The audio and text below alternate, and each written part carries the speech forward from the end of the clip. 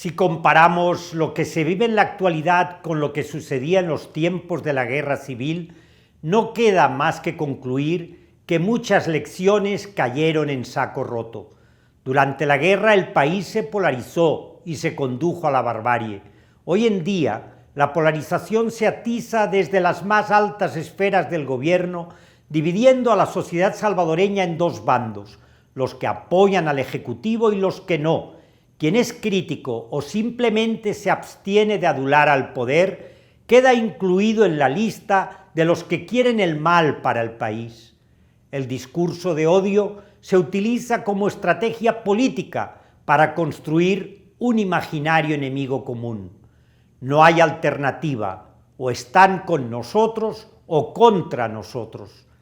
En la década de los años 80, al principio de la guerra, se implementó la política de tierra arrasada, una táctica militar cuyo objetivo era destruir todo lo que podía ser de utilidad a la guerrilla, bajo la lógica de quitarle el agua al pez. El pez era la insurgencia, el agua la población civil y sus medios de vida. En nombre del combate al enemigo se perpetraron horrendos crímenes de guerra y de lesa humanidad, como las masacres en el Mozote, en el río Lempa y en el Sumpul. Hoy, al igual que entonces, se aplica una especie de tierra arrasada.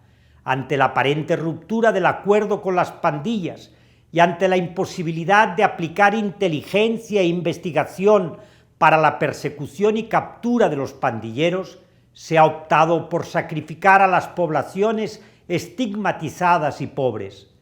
Se decreta el estado de excepción para capturar sin control y entre ellos a cientos de personas inocentes.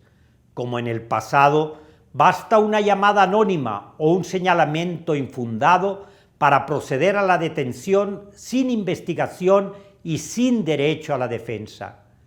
Al igual que hace 40 años, miles de madres, esposas, hijos e hijas preguntan por el paradero de sus familiares.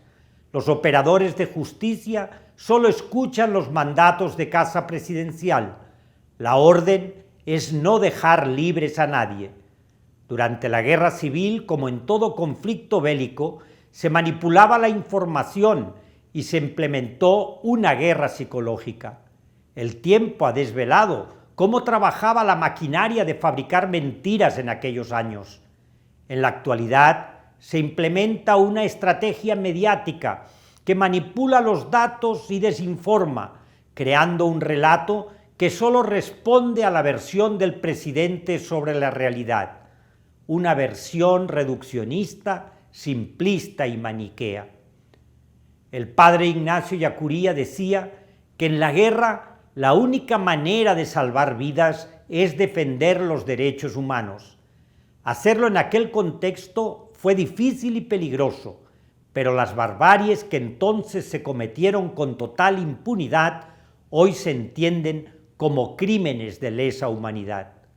Aunque no sea popular, aunque implique sufrir represalias y acusaciones y calumnias, si queremos actuar cristiana y humanamente, debemos seguir defendiendo los derechos humanos y todos los derechos para todas las personas.